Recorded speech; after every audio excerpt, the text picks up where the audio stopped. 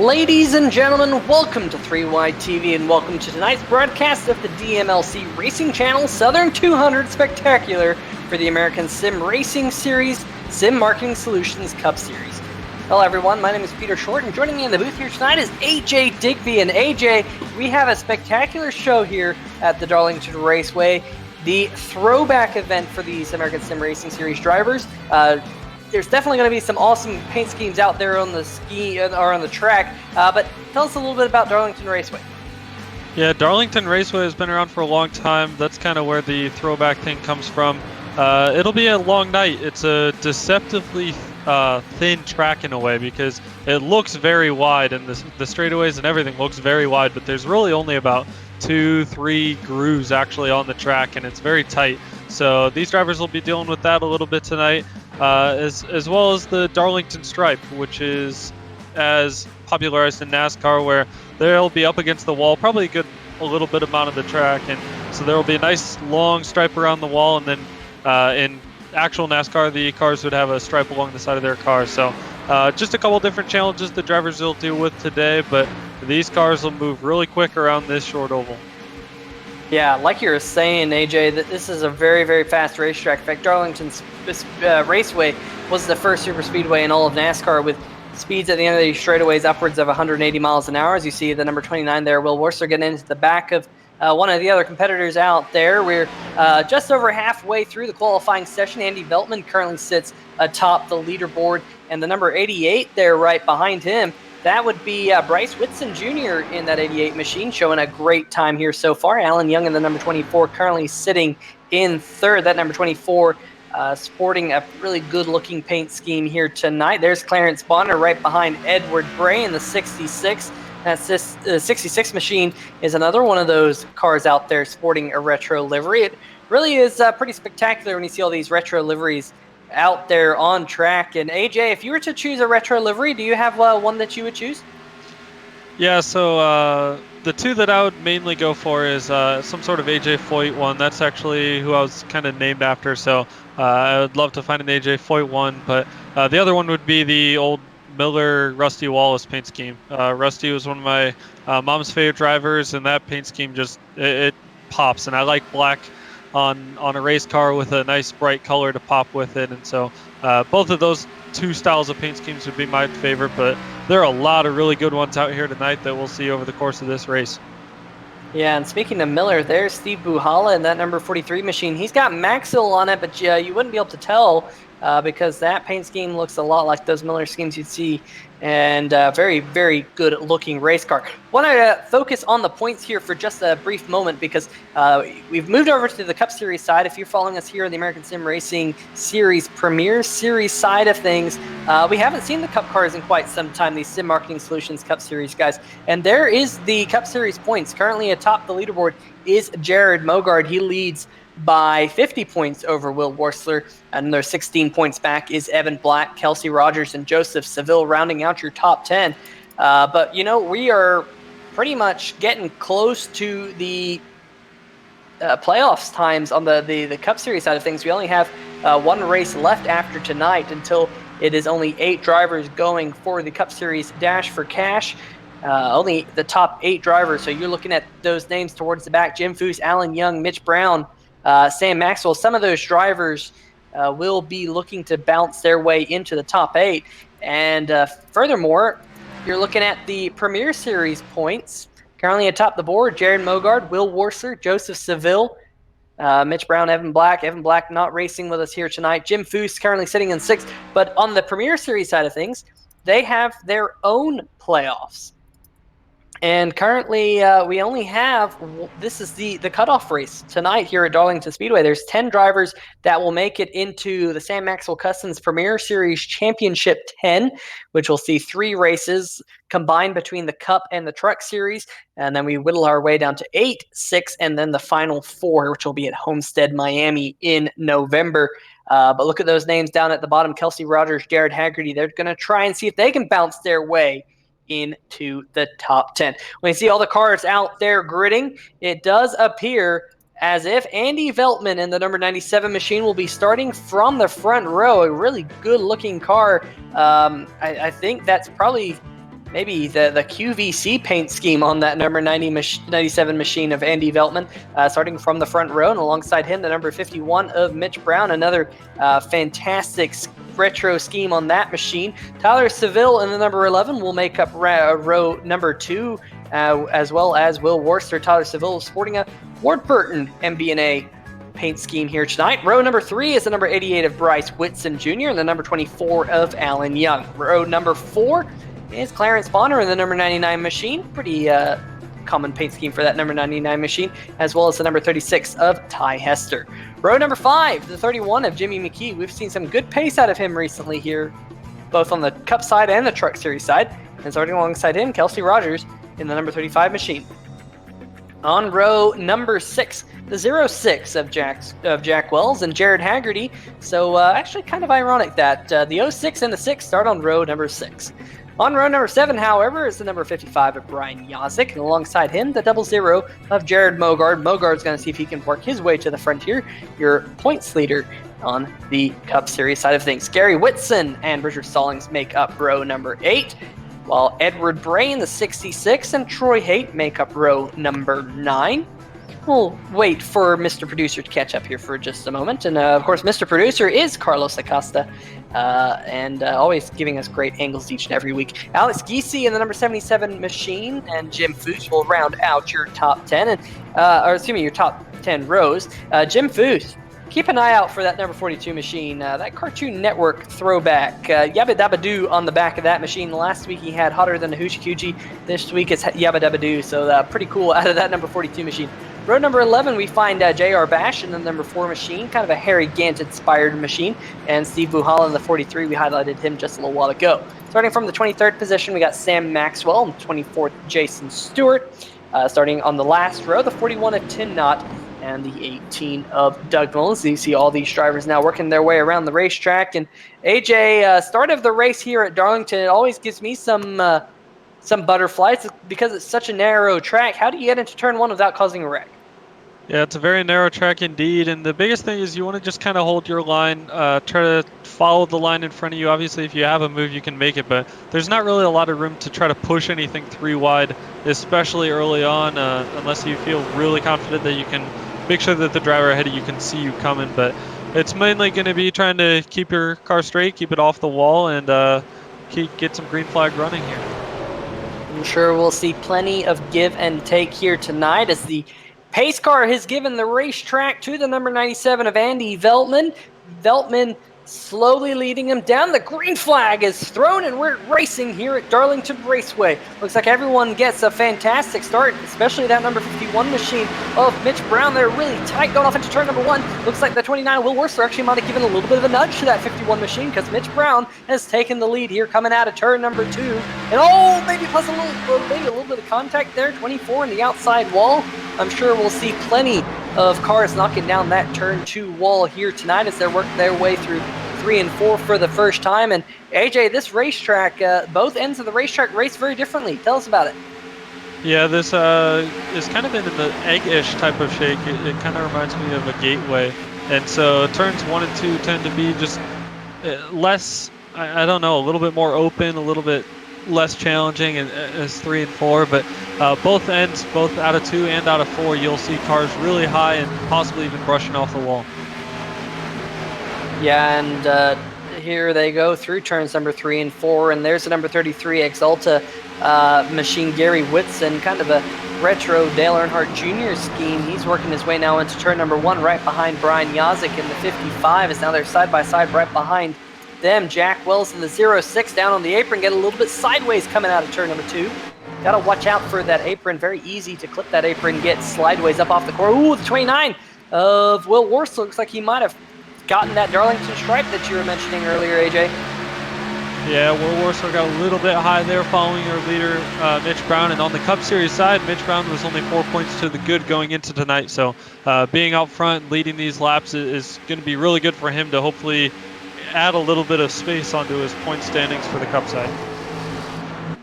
Yeah, that number 51 machine leading the way so far has led all 3 laps, this time coming around to complete lap number 4. 147 laps around this joint.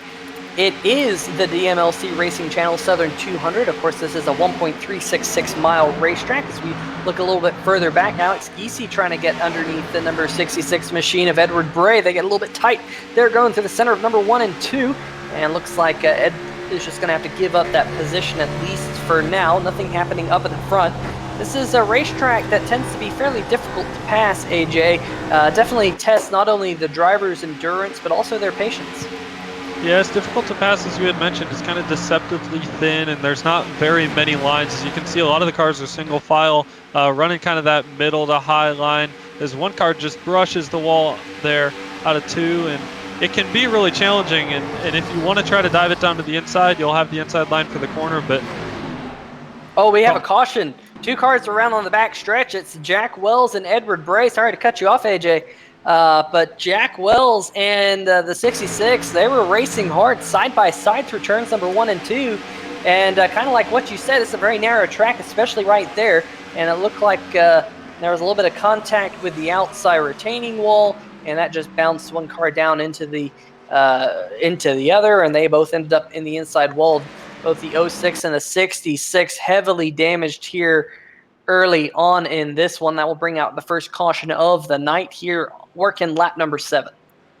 Yeah, I was just about to mention, as a part of that, if you are too wide, that top car has to do his best to stay off the wall while also not trying to come down too far to the bottom car, who's got to come up and still leave a little bit of outside line there. It's just a very tight, narrow track, so too wide can get a little bit scary, and right there we saw that come to fruition.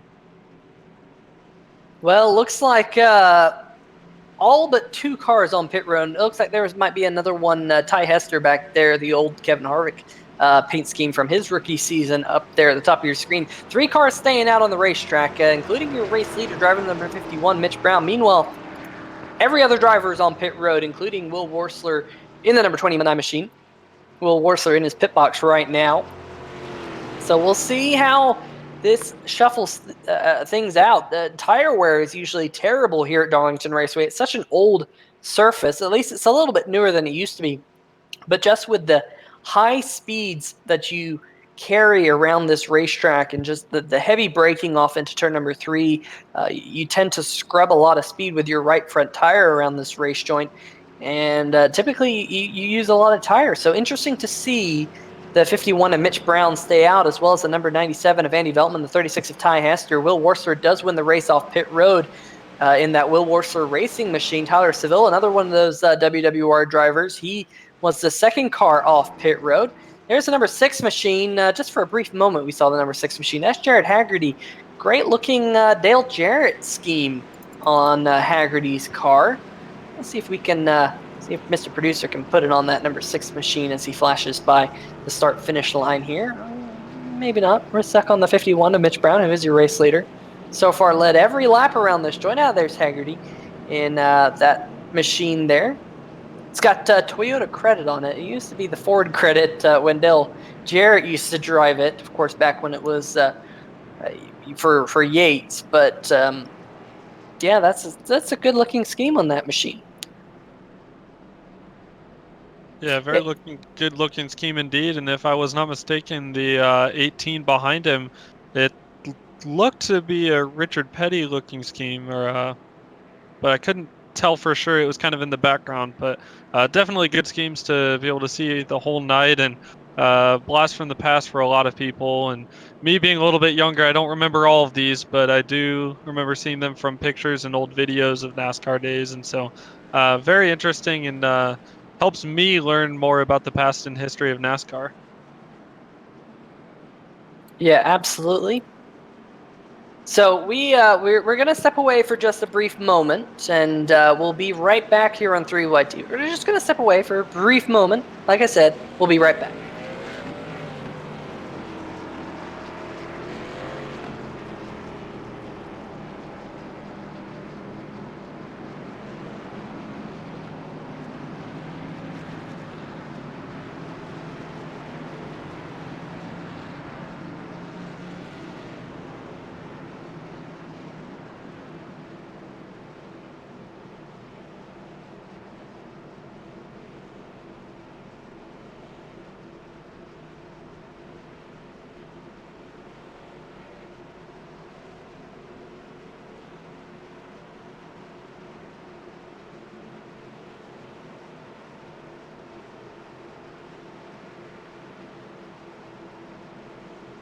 All right, welcome back to Darlington Raceway. I am still Peter Short, and joining me in the booth here tonight is AJ Digby, and welcome to our little retro thing that we got going on. Take you back to that 480p days of those box TVs and those big CRT monitors. His pace car is off once again. We're going to get set to go back to green. The 51 is already on it. Mitch Brown is going to scoot away from the field here. And look at the number 36 of Ty Hester right behind him on the inside line, trying to move up through the field, but unable to do so, as the number 97 of Andy Veltman's going to hold tough there around the outside. Ooh, look at this, and they're all stacking up right behind them, because the third place in line, that's the number 29 of Will Worcester. He's on fresh tires. And look at this side-by-side battle. That's Jimmy McKee down there on the inside line. McKee trying to work his way forward. But for now, the old tires of Veltman, the 51 of Mitch Brown, your race leader, and Ty Hester holding off the hard-charging number 6 machine. That would be, of course, Jared Haggerty in that Dale Jarrett-looking scheme. He's now worked his way up to the third position. But cars everywhere here on this restart. Yeah, some of the, with the front three cars all staying out on older tires, you have all the new tires from behind that are trying to chase up. And interesting to see that the front two cars so far been able to pull away a little bit on their older tires. And it was only about 6 or 7 laps of green, but that is one of the nice things with iRacing is you don't have to worry about only having so many sets for the course of a race.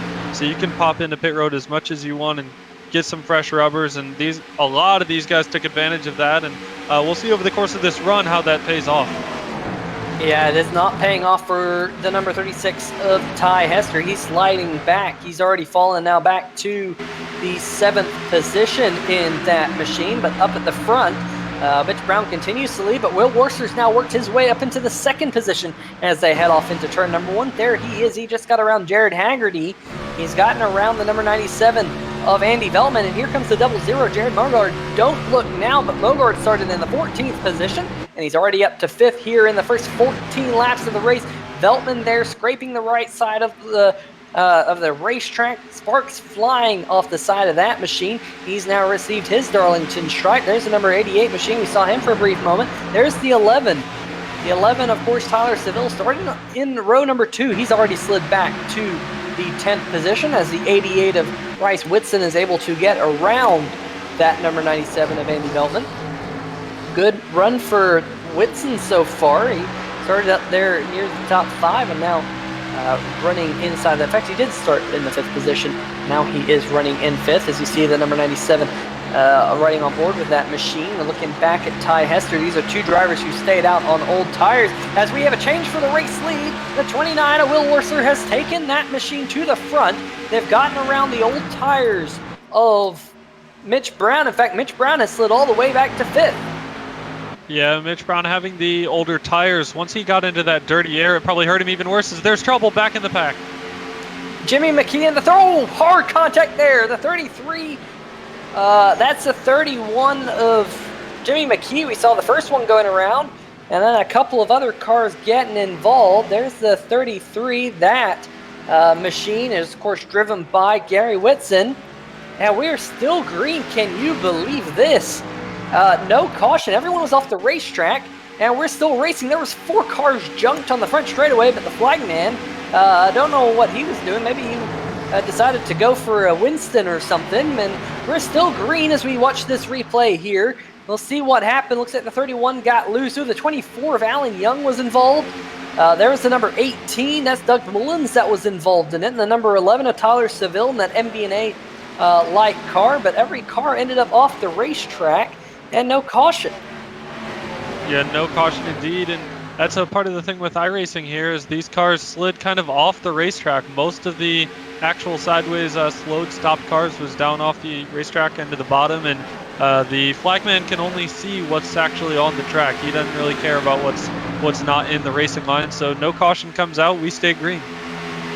Looks like Alex Giese in the number 77 machine. He was also got a good chunk of that accident as well in that bright red machine. Get the number 24 of Alan Young, which is Alan's in kind of a crimson colored machine. Does look like Doug Mullins in the number 18 is on pit road. Gary Whitson in the 33. He's on pit road getting a lot of damage repaired So definitely not working out for some of those drivers who were involved in that accident. But nonetheless, we stay green around this joint. Now working lap number 20 of the 147 scheduled here tonight.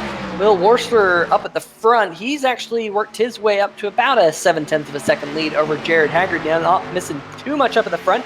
Let's look a little bit further back and look at this battle between a bunch of classic cars.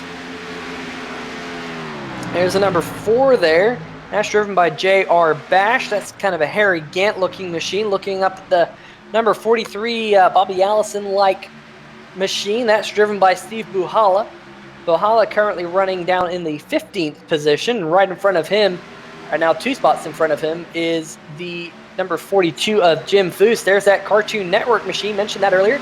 And there's that number 1 machine. That's much like the Burger King car that used to race in the old days. That is driven by Jason Stewart. He's got Kirkwood Transportation in a hamburger bun on the front of that Toyota Camry. Pretty awesome looking scheme. I've always liked that Burger King scheme. And so now right on board with the 00, Jared Mogard. He is sniffing the front of this pack. He's currently all the way up to 3rd, started this race in 14th. Haggerty started in 12th, just in front of him. So both the 6 and the 00 have done a fantastic. Oh, there's the 6 in the outside wall getting his Darlington stripe.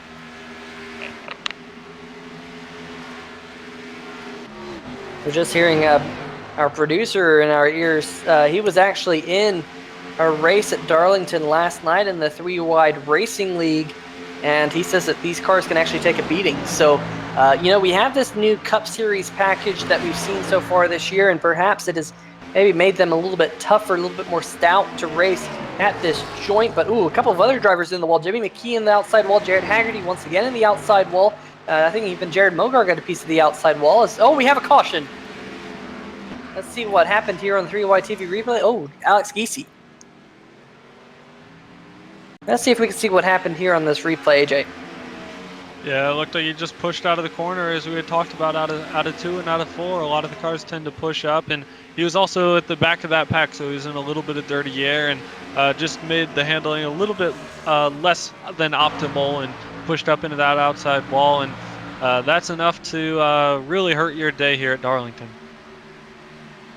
Yep, and you see it just bounced off and shot him down into the inside wall. This is a really good break for Jimmy McKee in the number 31 machine. He had just fallen a lap down, so he will be the lucky dog under this caution. He will be back in the lead lap, and does look like the number 66 of PC has taken it to the garage. Other drivers who have taken it to the garage include Sam Maxwell, who did not start the race. Clarence Bonner has taken it to the garage. Does look like Edward Bray might have done so. Yes, Edward Bray just took it to the garage. Gary Whitson currently sitting on pit road, but here come your leaders on pit road. Yeah, after seeing all the cars on fresher tires come up through the pack, I would expect to see a lot of the cars back into pit road here again. It seemed that on the older tires they were able to make it work when they were out front, but once they got into the dirty air, it kind of fell back from there, and that's why Mitch Brown was able to hold the lead for a little bit, because he had the clean air. It was okay, but once he got past, he fell instantly from 2nd to 5th. Yeah, and really Mitch Brown didn't fall too far. He was running in 5th at the time of the caution, even though he had about 10 laps older tires than the cars around him. So there is that number 51 as he flashes into his pit box. You'll see there's kind of an empty stall there where the number 11 of Tyler Seville would be. Seville is still headed down pit road after he was involved in that green flag accident. And who's going to win the race off pit road? Here comes the 6 of Haggerty. Haggerty's going to take it here. So it looks like we're going to have a new race leader once this all shuffles through. Good pit stop by that number 6 machine. We'll see if I can get a time on that pit stop, and it does look like 15.5 second stop, which is about 0.4 of a second faster than Worsler's pit stop, which is pretty darn impressive by that number 6 crew. So Haggerty does look like he will be our 3rd race leader here tonight. So while these guys go around here, around this joint, round, yeah, whatever. While they work their way here under pacing. We will be right back. I think we might perhaps revert back to 2019.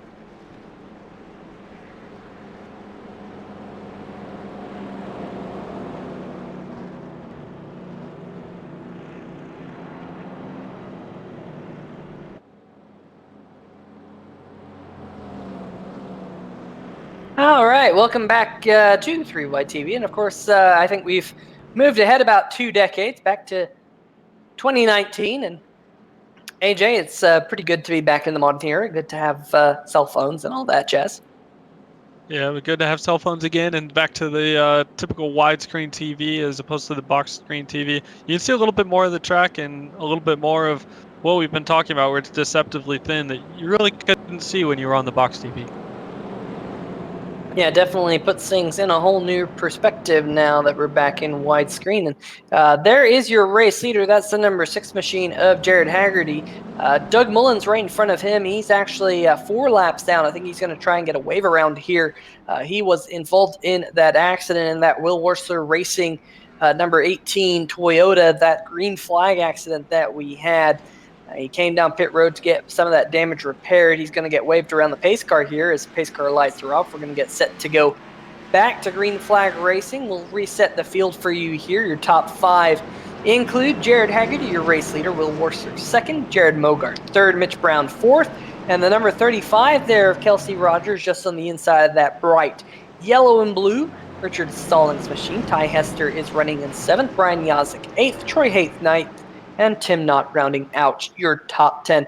And, one thing to note, AJ, is even though we were saying that run didn't quite work out for some of these drivers, it did seem to work out for the number 36 of Ty Hester, because he was, I think, the last car on the lead lap, perhaps for a while. I don't know if he just didn't get a good restart or a good start to the race or what, but he was the last car on the lead lap. He stayed out, got some track position, and now he's solidly in the top 10. As we work our way now through turns number 3 and 4, you'll see this pace car dive down a very, very hard left. This is one of the trickiest pit roads to get to in all of NASCAR. Working their way now to turn number 4. Haggerty already on the loud pedal. He's going to get a big jump on the number 29 of Will Wursler. Analogous to what Will Wursler did under the last caution, or last restart, I should say, is now the number 6 of Haggerty is single file going through turn number 1 and 2, but the number 29 of Will Wursler smells that race lead. And look at the 00 Jared Mogart and the 51 right behind them of Mitch Brown. Mitch Brown trying to hold on to the 4th position. These restarts are crazy, AJ. Yeah, these restarts are for sure wild. You see they get single file fairly quick.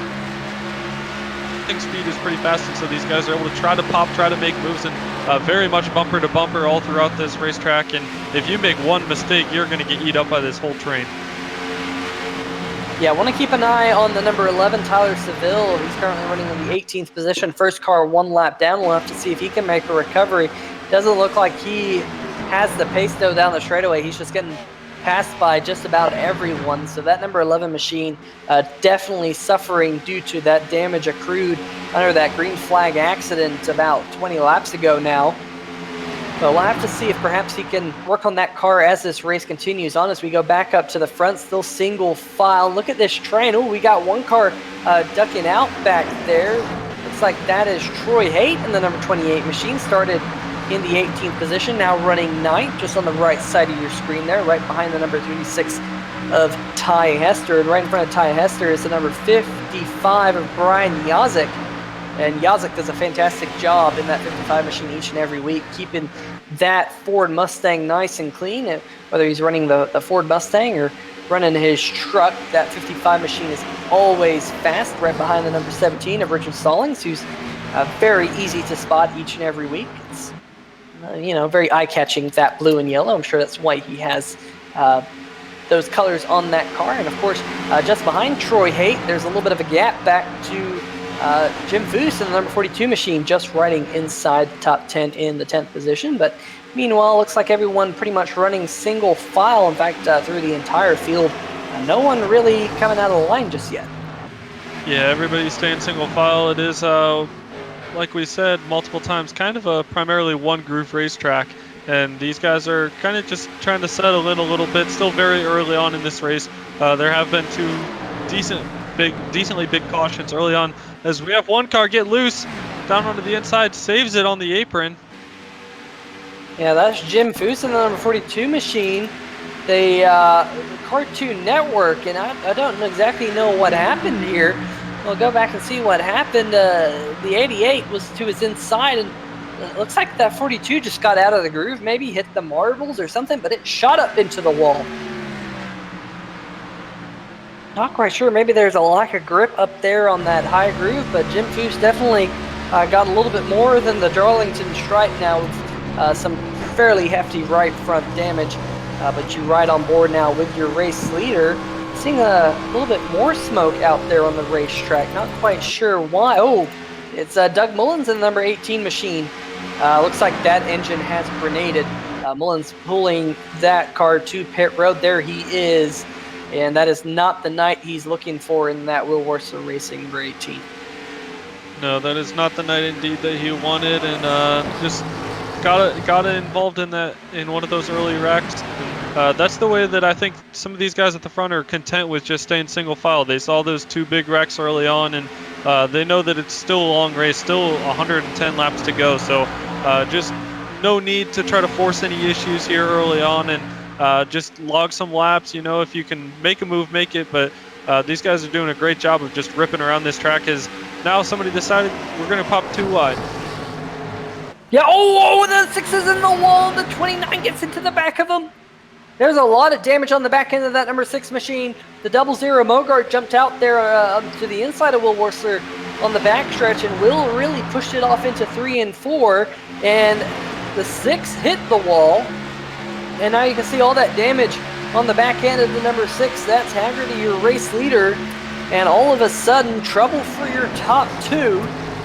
Looks like we might have had another car struggle. There's some smoke coming around the racetrack. Maybe that's just a graphical glitch. Oh, contact the 6, then the 29, and the 29 is doing monster jam down the front stretch. We're still green. Can you believe this? And your 2 race leaders has gone from bad to worse, and now the number 29 is missing his front end. It's a modified show here at Darlington Raceway. And it looks like maybe a little bit of netcode there, AJ, that snagged those 2 drivers together, but that is absolute heartbreak for both of those drivers up the front. Yeah, these were our first and second place drivers here. They were really close coming out of that corner there, but it looked like a little bit of netcode got it, but a great job by everybody else in line to be able to dodge it, because there was a very close train there behind them, and every single one of those drivers was able to make it through unscathed. Spectacularly, Haggerty's only fallen to 5th spot, even though he was turned in the inside or the outside wall. Although, riding on board with 29, and you saw only the sky there up the front of that number 29 machine. Will Worcster's only fallen to 9th. In fact, he's not too far off the pace in that number 29 machine, which is extremely impressive. There's the number 55 of Brian Yazik getting around the number 17 as those 2 cars both kiss the wall. Will Worcester sideways going through turn number 3 and 4. He's down on the apron. There he is at the top of the screen. I gotta say, his car's probably struggling with damage as we have a caution.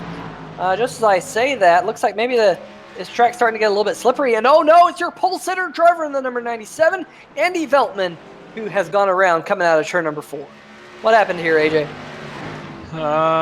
We'll see at the same time. Looks like the 43, I believe, got up into the wall just ahead of him, and nothing that he could do, nowhere for him to go, and also came back up the track and collected the 4 after pounding that inside wall. We are very lucky that this is sim racing, because that would have been a very dangerous hit. Yeah, it looked like the 43 just clipped the wall, got a little bit sideways, and unfortunately, there was no place for Andy Veltman to go. There was one other driver to get involved in that. We'll see if we can get another angle to see who that might have been. That was the 4 there, the 4 machine of J.R. Bash, the Henry Gant colored machine. We'll see what happened to him here on this replay. He got caught right at the wrong time, and a lot of damage to that number 4 machine. But this is definitely kind of taken a toll AJ, on our count here, our driver count, we started this race with 24 drivers on the racetrack. Right now we have 15 on the lead lap, but even out of those 15, we have quite a few with some fairly significant damage. AJ, at this point in the race, are you thinking if you have damage, do you think you're just going to come down and get it repaired? Yeah, you would obviously want to try to get as much repairs as you can done, especially still semi-early on in the race. We're about 25% through with the race. There's still a lot of racing left, and we'd seen some of the guys get single file for a while, and then the tires started to go down, and a little bit of front end damage from bouncing off the wall too many times, and just some accidents starting to happen because of that. So hopefully some of these guys will be able to get some repairs done, get back out on track. Still a lot of time left in this race, and as our producer had mentioned, these cars can take a beating. So these guys should be able to get back out on track and have a decent finish, but it's looking more and more like it might be a last man standing demo derby here tonight. I am getting a report that Brian Yazik in the 55 machine was the first car off pit road. There he is, and right behind him, the 51 of Mitch Brown. So a good stop by the number 55 boys, a 14.4 second stop. Mitch Brown, a 14.5 second stop. Mogart in the 00, however, he came in as your race leader, 15.1 second stop. So definitely that 00 crew struggled on pit road, but there's definitely a lot of cars still on pit road getting as much damage as they can repair it, including the number 29 of Will Worsler, the 6 of Haggerty, 31 of McKee.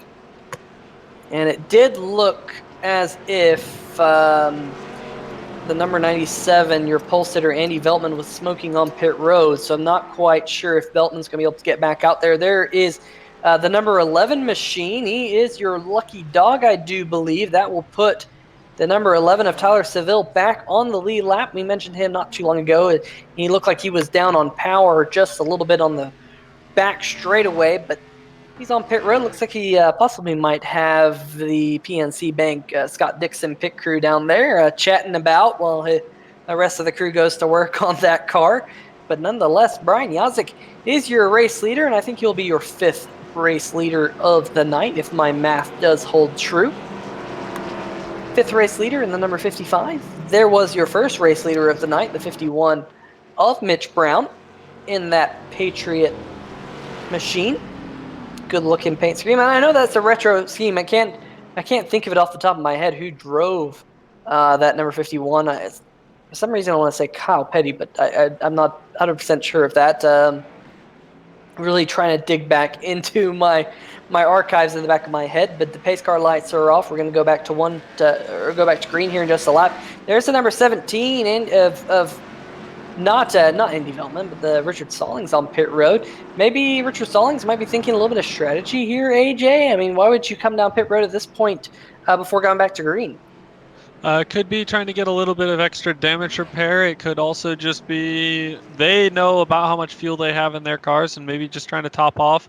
But my best guess would probably be damage repair, especially with 1 to green right here. Yeah, and I'm looking at that number 17 machine. Man, I'm getting all my numbers mixed up here tonight. But the 17 of Stallings just now rolling off pit road. Doesn't look like there's too much damage on that thing, so we'll see how he lines up and see if he's able to race his way back up to the front. Does look like he's going to catch the end of the field here as we'll see the pace car dive back down pit road once again. There he goes, hard left, and the number 55, Brian Yazik, will lead us to the green flag, and he's on the loud pedal early once again. Another driver electing to hit the gas just about as soon as possible, and Yazik will lead them to the stripe. Of course, he wants that clean track headed off into turn number 1 that he so desperately wants, because he doesn't want to be side by side like these two right behind him, the two cats of Jared Bogard and Mitch Brown going toe-to-toe with one another, going down the back stretch, trying to close in on that number 55 machine. You see that draft in full force. I mentioned it earlier, this racetrack was NASCAR's first super speedway, and Yazik got a spectacular restart and allowing everyone to suck up to the back of him. Look at Mitch Brown, though. Brown's actually going to use the draft to pull ahead of Jared Mogart. That just shows you how strong the draft is and how high these speeds are as they work their way. 175 miles an hour coming out of turn number 2. About 180 right here at the end of the straightaway. Here comes Mitch Brown. They're side by side for the race lead. Yeah, Mitch Brown decides to dive to the bottom here. It's kind of the only way he can go is 55's holding the top line pretty solidly, and just not able to make the pass there on the inside. Going to duck back in line and maybe try to get another run. Yeah, maybe cool down those tires just a little bit, but here he goes once again, gonna dive down on the backstretch. Second lap in a row that we've seen this. Maybe this lap Brown can pull it off. Nothing so far. Yazik holding strong around the outside, scraping the outside wall, but that 55 is gonna hold tough around the outside, stay the race leader, and here comes Mogard in the 00. He's gonna follow his way through, move Mogard back into second. Yeah, Mitch Brown diving out of line there caused him to lose a little bit of momentum as it let the rest of the cars get a run, and here goes Mogard trying to do exactly what Brown did up the inside, trying to succeed this time instead of having to fall back in line, and he does hold the slide job to slide up, take the top line away, and here he is as the leader this lap. Yeah, we'll see if Yazik can do anything about it as they're side by side headed off into turn number one, and Yazik, I think he kind of backed it up just a little bit, and that backed the 51 of Brown back just a little bit, and here comes Kelsey Rogers. Haven't talked about Rogers all too much here tonight, but that 35 machine is now battling his way up into the third position, but not so fast, says Mitch Brown. Mitch Brown takes that position right back coming out of turn number 4. So Mitch Brown sits third, Kelsey Rogers fourth, Ty Hester in the number 36 machine, sitting in fifth right now in that 2001 Kevin Harvick machine. There's Jim Foose in that number 42. He's currently running in the 10th position. We saw him in that 10th position not too long ago until he made some contact with the outside wall in turn number 1. Good recovery so far for Jim Foose. Yeah, Foose able to recover very well, and a lot of these drivers have been able to get some decent repairs done if they needed them, and otherwise they've been able to get the tires and be able to stay up here towards the front, evade a lot of the trouble if they weren't involved, and keep their cars going, as we still have about 90 laps left in this race and still a long way to go here at Darlington. But you wonder if some of these drivers are starting to have a mental clock that's starting to tick off, like, hey, we're 54 laps into this thing, we better try to start moving up towards the front if we're not already up there. And that's why we're seeing a lot of side-by-side battle here early in the stint. Do want to highlight Tyler Seville. I mentioned him probably about 20 laps ago or so. He was the first car off the lead lap, but definitely didn't look like he had the pace to keep up with your race leaders. But he's now in the 13th position, and right in front of him is Jim Foose, and Jim looks like he's fallen to 12th. In fact, I don't know if something has happened to Jim Foose, because he was in 10th a few laps ago. Maybe he's just biding his time in that 42 machine, or perhaps that right front damage is starting to affect him here as we move into this run.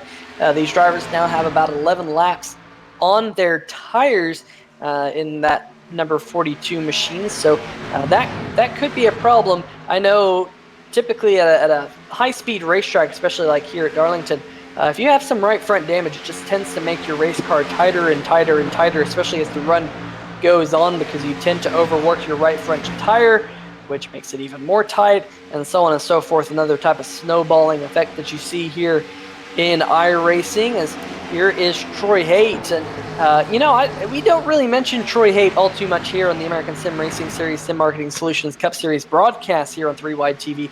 However, this guy knows how to race in this number 28 machine, and he has snuck his way now up inside the top 10 solidly, in fact knocking on the door of the top 5. Currently in the 6th position, started this race from 18th. He's gained 12 positions here in the first 57 laps. And so far, a really good run for Troy Haight. Well, yeah. Oh, go ahead. No, go ahead.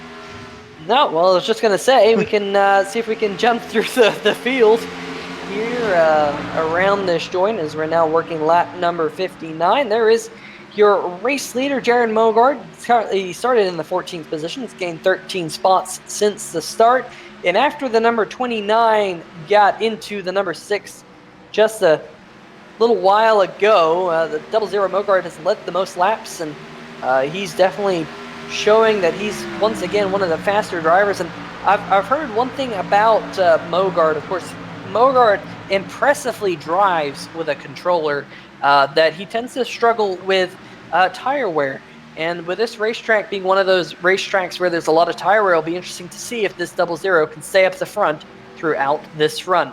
Meanwhile, right behind him in the second position, that's Brian Yazik. He restarted first under this last caution. He's lost one spot to that 00 machine with the HPP Simulations Ford Mustang.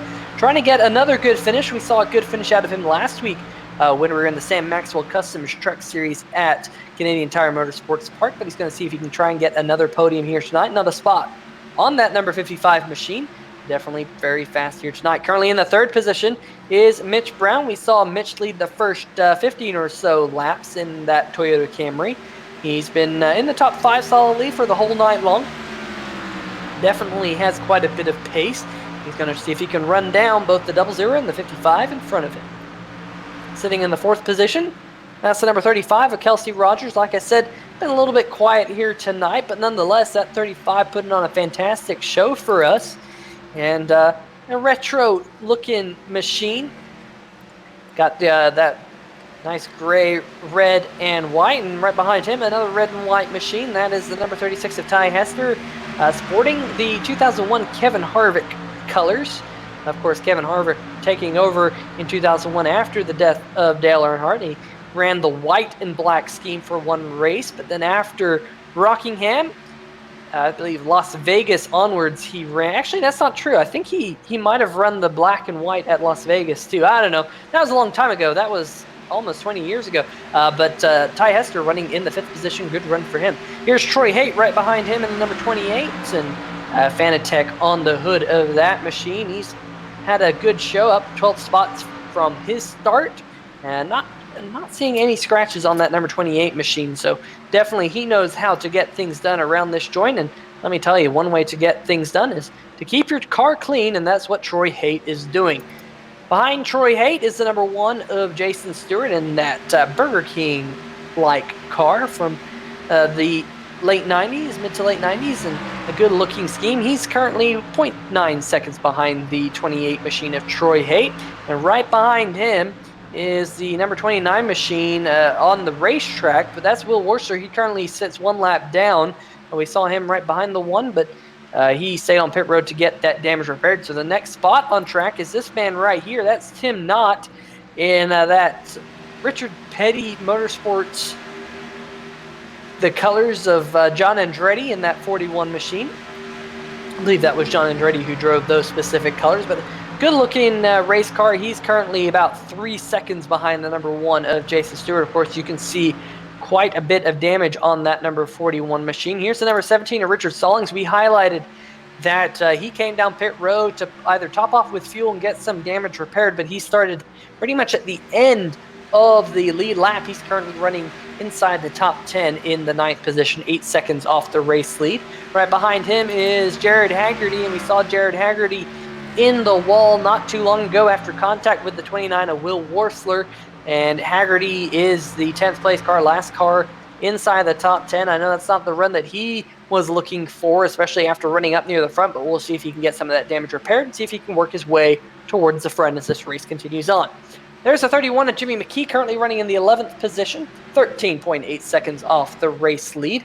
And McKee was one of those drivers suffering from that green flag accident fairly early in this one in the 11th position. Jim Foose is in 12th, and he is under fire by the number 11, Tyler Seville, in that MBNA-like livery right behind him. Of course, that 42 running the Cartoon Network scheme.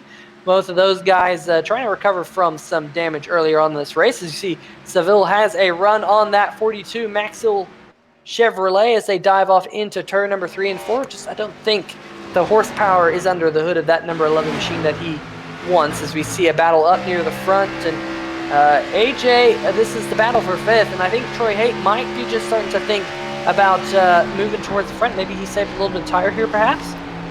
Yeah, riding around, these guys have been single file for a while, trying to get some laps down, and as we are here approaching lap 70, some of these guys are thinking, hey, we're about halfway through, I need to start making some move, as he's going to look down to the inside and is going to complete the pass so far. He's going to slide up there, and he will take over 5th position. Yeah, of course, the 36 there, Ty Hester, giving him a little bit of give and take there. In fact, looking at lap times, these drivers actually, Ty Hester and Troy Haight, have kind of dropped off a little bit. They're averaging about 2 to 3/10 of a second slower than your race leader, Mogard. Mogard out there up the front, just busting out fastest lap after fastest lap. Kind of pulling away now up to 1.4 second lead over Brian Yazik. But it'll be still interesting to see if maybe the 17 decided to top off with fuel, see if he can make it on fuel, or exactly what the strategy was of Richard Stallings. I would think that was pretty close to the fuel window. Of course, you know, we've been mentioning it, that tires tend to be fairly important here. To put it into perspective, Jared Mogard's last lap, a 29.3 second lap, his best lap in this race, a 27.3, so a 2-second fall off from his best lap. That's huge. Yeah, 2-second fall off is a lot, but that's also what you get here at Darlington. Like you had mentioned earlier, it's a little bit of an older surface, bumpy, but it's also high speed where you're ripping around these tight corners. And so a lot of these guys wearing out that right front, and I'm sure that the Darlington stripes and the damage on the right side of the cars also don't help with tire wear here. But so far, Mogard able to continue to lead and continue to put off fast laps towards the front of this pack and lead this field around the track, as he has pulled away a little bit there from 5th place as well, able to get a couple car lengths, and so far doing well, and hoping for some good points in the Cup side. Yeah, Mogard, your points leader coming into tonight's race. Of course, adding to that points lead is what any driver wants to do. As you see the number 1 here, Jason Stewart. In fact, Stewart's closing in on the back of that number 36 machine. Over the last 5 laps, Jason Stewart has tended to be about 2.5 seconds faster than Ty Hester. So Jason Stewart, all of a sudden, starting to come alive at that number 1 machine there. Looks like he might have scraped the wall going through turns number 3 and 4 as we're mentioning him. But right behind that number 1 machine, there is the heavily damaged number 29 machine of Will Warfler, as there is a battle now just behind them. This is a battle for the 8th position between Tim Knott and Richard Stallings. So here is the 9th place driver. You're right on board with Richard, working his way out of turn number 2. Got to keep an eye on Stallings, whether he might just be saving fuel or something, maybe trying to see if he can go to the end of this race. I'm not 100% sure, but he currently sits 10.7 seconds behind your race leader of Jared Mogard. And, you know, I said that Mogard tends to struggle with tire wear just a little bit, and Yazik is starting to close in just a little bit. It was about 1.4 second lead for Mogard, and Yazik had whittled it down to about 9/10 of a second. We'll see what it is this time by 7.5 of a second. So Yazik about a 10.5 quicker than Mogard, and over the last 5 laps, Yazik averaging about a 10th quicker, as we see maybe a little bit of smoke on the backstretch. Not quite sure what might have happened. Getting a report that it might have been... No, not seeing... Oh, Steve Buhala, yes. There it is, the number 43 machine. And he's taking that 43 to the garage. And getting reports that it was a similar incident to what happened with him earlier in the race. Got into the outside wall, bounced down across the racetrack, and Steve Buhala has called it a night no caution for that, as he was off the racing surface. Yeah, no caution comes out. He was off the racing surface as this green flag goes on, which is good for some of these drivers who are now starting to slowly close in here on Mogard as this run is going on. And if you're doing the math up in the top left of the screen, we have made it past halfway in tonight's race. Of course, it is the DMLC Racing Channel Southern 200 Spectacular. I want to give a shout out to the DMLC Racing Channel in the chat here tonight. Mark Cohn, of course, saying he ran a Rusty Wallace scheme, I believe. But nonetheless, very, very interesting race, especially up at the front, with Mogard just starting to be caught ever so slightly by Brian Yazik, but Yazik is starting to get into the dirty air, and I think that might just be affecting the pace of that number 55 a little bit, as it seems like Mogard and Yazik have balanced out just about a half a second between those two. Here's another two on the racetrack who are battling it out. Ooh, Ty Hester in the outside wall. Good save there. Looks like he's going to come under fire from the number 1 machine here, but Kelsey Rogers in the number 35 machine has actually started falling back quite significantly. Gonna see what I have here on live timing and scoring, and Kelsey Rogers, over the last 5 laps, he's been about 1/10 of a second slower than Ty Hester. He's about 3/10 of a second slower than Troy Haight, and I'm looking at over the last 5 laps, the fastest drivers on the racetrack have been Troy Haight, Brian Yazik, Mitch Brown, and then we find Mogard and Haggerty. So Haggerty in that number 6 machine, who's severely damaged and running in the 10th position, is showing some pace here in the long run. Perhaps that damage is helping his long run pace because perhaps he doesn't wear out the tires as much. He's the 5th fastest car over the last 5 laps on average. As you see this battle, like I said, the 36 of Ty Hester closing in on Kelsey Rogers. This will be a battle for the 5th position. Hester's been in the top 5 for a good portion of tonight. He's going to try and see if he can get back there as he hounds the number 35 machine. And look at Will Worsler there behind the number 1. He's a lap down, but he's not going anywhere either. No, Will Worsler was able to get his damage repaired and is currently the only car a lap down and towards the front of that group. But all these drivers are slowly closing, and Rogers has been slowing down a little bit the last few laps. And as you had mentioned earlier, Troy Haight may have been saving some tires because he's been able to completely check away from this group. As we've seen over the last 6 laps that we've been following these guys, they pulled away a little bit. Was worried that he might have bounced off the outside wall, moved down to the inside, and was able to get back up onto the racetrack and get by Rogers there. And this pack is definitely shuffling around a little bit, and Rogers is falling backwards. Yeah, and the number 1 there, Jason Stewart, also able to get around Kelsey Rogers. So Kelsey slides back to the 7th position. Jason Stewart now up into 6th. And Ty Hester there running solidly inside the top 5 now. Good run tonight for Ty. And you mentioned it, AJ, Troy Haight has now put about 4 seconds on these drivers. And it wasn't too long ago that Troy Haight was battling these drivers for position.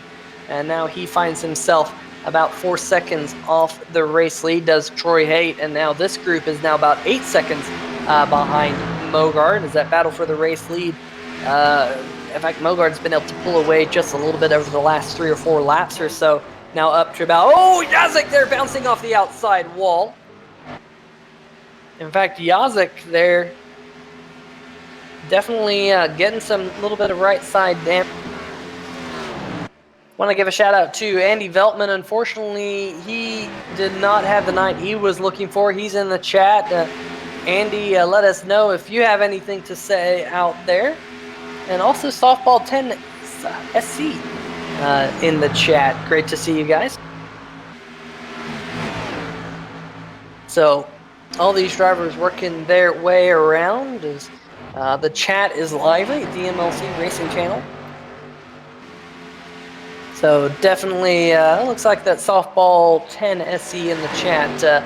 That is the 06 machine, Jack Wells. Unfortunately, Jack is out of tonight's feature race. It looks like he's going to come home with a 20th place finish. As you see the number 41 here.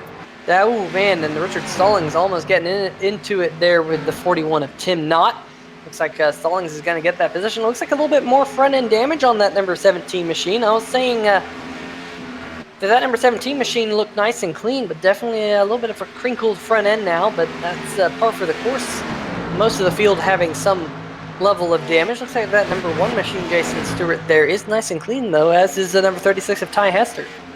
Yeah, the 1 car doesn't want to get that little Burger King Whopper there on the front any dirtier than it needs to be. You don't want to eat a dirty burger, but that Kirkwood Transportation car is doing pretty well there to stay onto the back of the car ahead, as those 4 have kind of just stuck together since the battle and shuffling early on. The last few laps they've kind of been stuck together, and as we've talked about a little bit before, 1 car may have pitted for a little bit extra fuel, and you wonder on this long green flag run if some of these guys are starting to think, hey, this could go to the end. So we got to be able to keep our pace up, but also maybe checking an eye on fuel, keeping an eye on trying to keep the tires safe, as we're at about 56 to go here. Yeah, lap starting to wind down. This is by far the longest green flag run of the night that we've had. Yazik now able to close back in within half a second of Mogard in that double zero.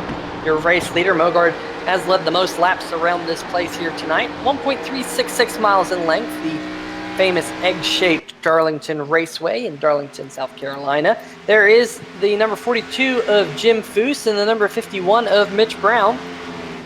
Of course, we haven't heard much about Mitch Brown here lately, but he's sitting in the third position, about 3 seconds off the race lead. In fact, he's being caught by the number 28 of Troy Haight. The lap traffic there, Jim Foose not doing him all too many favors there through turn number 1 and 2, but Jim Foose does roll over on the backstretch quite gentlemanly to allow that number 51 to get around him. Here comes Troy Haight. See if he can pass Jim Foose, maybe through turns number 1 and 2, but it's so difficult to pass. If you're Jim Foose, you kind of just got to hold your line and see if the drivers can get around you, and it does look like Troy Haight will get around the outside of that Yabba Dabba Doo number 42. As there is Brian Yazik still about a half second behind your race leader. Alan Young in the number 24 machine is on pit road. He's had a tough night receiving damage early in the going, and not quite sure if that number 24 machine is going to come down and call it a night or not, but he sits 6 laps down currently. JR Bastion, the number 4 machine, he sits 13 laps down. He's the last car out there still running. Kind of good to see a couple drivers trying to slug this one out. As you see this battle now between the 11 of Tyler. Ooh, here comes Kelsey Rogers, 35 on pit road. We mentioned it not too long ago, AJ, that he's looked like he was really struggling out there. Jim Foose on pit road as well. Another car on pit road. Jimmy McKeon, the number 31 machine, coming down. So maybe the pit window has opened. Of course, there's about 3 seconds of fall off per lap that these drivers are experiencing right now. So maybe it is a good time to come down and get 4 fresh tires. These drivers are either trying to take a stop and gather some time here, or the fuel window is starting to come to a close here. And so some of these drivers are starting to come down through, and green flag pit stops can be so crucial. These drivers are going to be entering the danger zone. By the time that they come out of pits, they'll be at least a lap down. So hopefully this almost 3 seconds a lap faster on your tires will be able to help these guys catch back up and get back on the lead lap, as Yazik is coming in, as well as Mogard. Yeah, your top 2 coming down pit road, and this is the most difficult pit road to get into in all of NASCAR because it's on the inside of a very, very flat portion of the racetrack. It's a very, very fast racetrack, and down there on the apron there's just zero grip.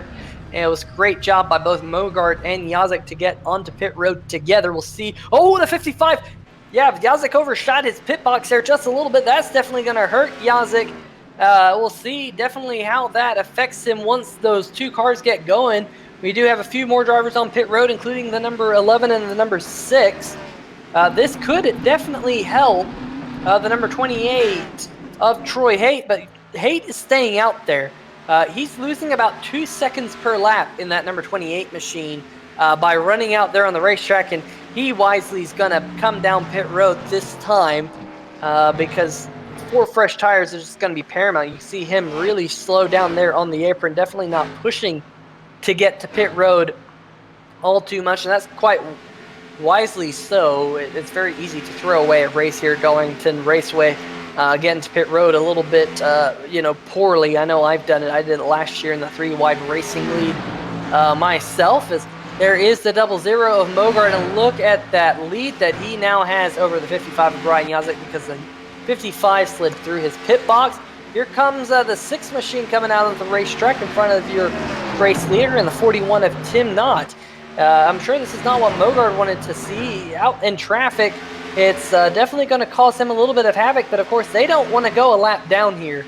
There's the number 28 of Troy Haight coming out of his pit box. We'll just see how much time Troy Haight loses by pitting just a few laps later once this all cycles through. Yeah, Haight seemed to opt for the overcut there, and it'll probably cost him a little bit of time, but he will also have the fresher tires as the run will go on. So later on in the run, we could see him pushing ahead, making a little bit of a charge. As this is a whole cluster of 5 cars here. And this has allowed Brian Yazik to close right up to the back of that number 00. Well, not quite. There's a couple cars in between them. But it definitely, that big gap that the 00 had, now the 55 is on the clock, I should say, not too far behind him. But we'll see if the number 55 will get through traffic well or not. Here's the number 35 at Kelsey Rogers. He was one of the early takers on pit road. Oh, the one is in! Was in the outside wall of the number 1 there, Jason Stewart. And Stewart definitely getting the Darlington stripe there, but that's going to give that position to Kelsey Rogers in the number 35. Be interesting to see if any drivers in particular might have gotten a speeding penalty. Doesn't look like it as of now. Looks like everyone did a fantastic job of getting onto the trickiest pit lane in all of NASCAR. Don't see anyone that may have overshot their getting to pit road or anything like that. No one missed the commitment cone, so very, very impressive out of these American Sim Racing Series Sim Marketing Solutions drivers. But there you see your battle for the race lead. Yazik is now right up behind Mogard, and that lap traffic did not do Mogard any favors. And the battle for the race lead, which I thought might have been not much of a battle for the race lead, is now once again a nice, hot, toasty battle up the front. Who will get the checkered flag here in the DMLC Racing Channel Southern 200 Spectacular here tonight? AJ, you got any thoughts of who might take this checkered flag? I don't know. Obviously, these two guys on your screen right now have been pretty dominant over the course of this race, and Yazik has really come along strong here lately. He's both closing into the leader and to the wall, as we've seen sparks come off of his car a couple times, as you had mentioned, heating up, and these sparks are definitely involved in that heating up. But we've also seen earlier in this race with that 6 car and Warsler that the two leaders can get into each other and cause an accident as well. So you never know with these front 2 guys. They've been pretty dominant, but if they get into each other and cause an accident, some of those guys back there around 3rd, 4th, 5th could be in a position to possibly even win this thing as well. Speaking of the number 29, Will Warsler, if you're a Will Warsler fan, he is 1 lap down as we have a battle for the race lead. The 55, Yazik's looking to the inside of Mogard, not able to do anything just yet through turn number 1 and 2, but that's just going to poke his nose out and maybe a little bit of dirty air off the tail end of that 00. That 55 washed up the racetrack and actually lost a decent chunk of ground there through turn number 1 and 2. But that 55 will reset and try and go back after the 00 here in just a few laps, I'm sure. You can see that those leaders are working through some fairly hefty traffic. There's the number 24 machine. I said that he might be pulling it down pit road to park it, but that was not the case. He was actually just the first taker on pit road in that pit sequence. He's still out there. That's the 24 of Alan Young. You see the 00 and the 55 flash by as that 24 wisely got out of the way. Very courteous driving there out of the driver who sits currently 6 laps down. Tough night for Alan Young. It is of note that these cars all here right behind the race leader, I believe most of them are here 1 lap down, so those guys are also battling to be in a position to get their lap back if a caution were to come out, especially this car right behind the 2 leaders. We have this battle up at the front, and then we also have a 3-car battle for the 6th position between the 35 of Kelsey Rogers, the 1 of Jason Stewart, and the 17 of Richard Stallings. I'll try and keep you guys updated on that battle, as this battle for the race lead has once again heated up as the 55 has closed in on the back bumper of the 00, but looks like maybe a little bit of aero wash there, AJ, as the 55 just could not stay onto the back of that 00. Yeah, as the laps tick away from when that last pit stop was, these tires are going to wear down a little bit, and so the aero wash is going to be more and more prevalent, and he's going to have to do a good job to keep himself off of the wall too hard and causing a wreck. But Yazik keeps pulling up right behind the leader here, Mogard, and keeps closing in the distance, and then will pop out, make a move, and lose some of that momentum. And you wonder if he's just maybe thinking about how he's going to try to get by him, maybe trying to feel out a little, like here, if I dive to the inside here, okay, it's not going to work, I'm going to fall back, and just kind of testing things out here with 39 to go.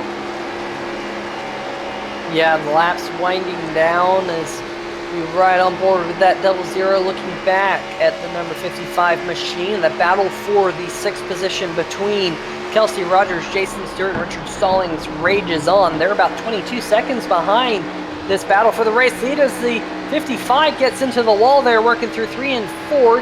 That time for sure he got into the wall. There's been a couple times where he hasn't. Will almost contact in turns number 1 and 2 between the 35 of Kelsey Rogers and the one of Jason Stewart. There they are, and the 35 and the 1 were side by side through turns 1 and 2. Let's see if maybe we can get a replay of that, because it looked like those two cars, if they didn't make contact, let's see if we can go back just a little bit more from that. There we go. But it seemed like they definitely almost made contact between those two. Maybe a little bit of technical difficulties, but nonetheless, nothing has changed. Doesn't look like we have a replay on that one.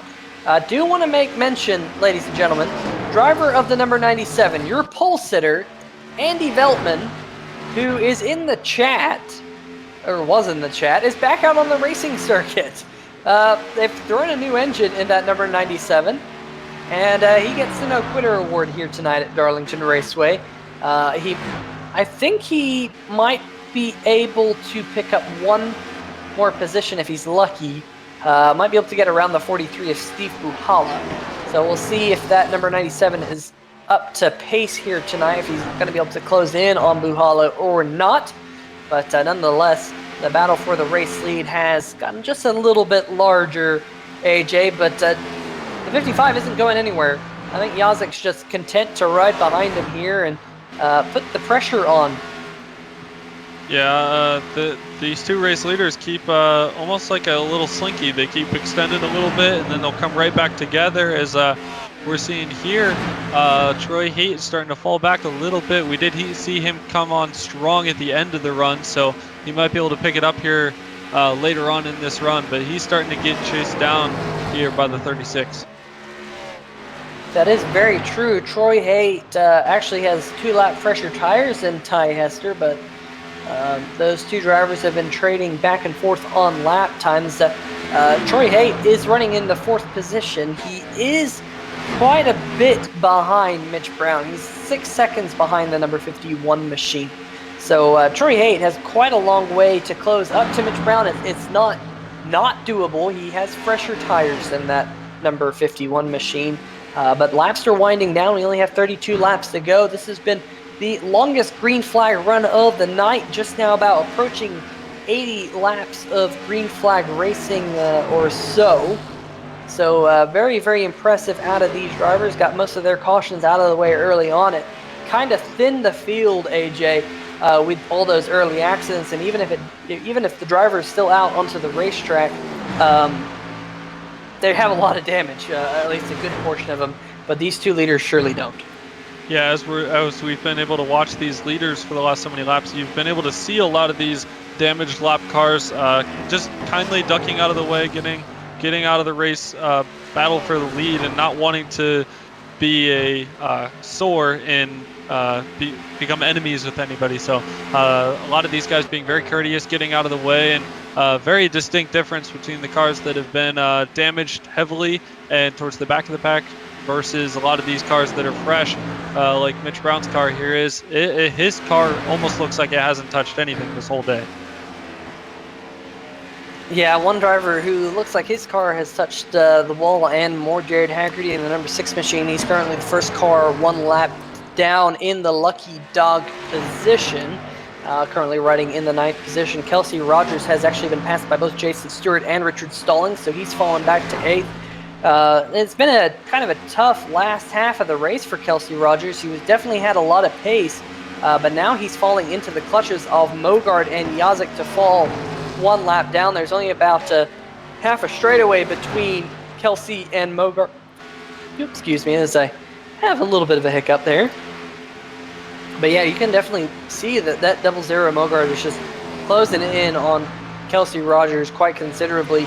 Mogard lapping about 0.3 of a second faster than Kelsey here around this joint. Does look like Mogard's been able to extend his race lead now up to about half a second. This is about where it was for the entirety of the last run that they had before they came down and got 4 fresh tires is Yazik right up there riding the wall. It's his favorite line around this joint. Doesn't look like he's scraping that wall, but iRacing graphical glitches throw some sparks anyway.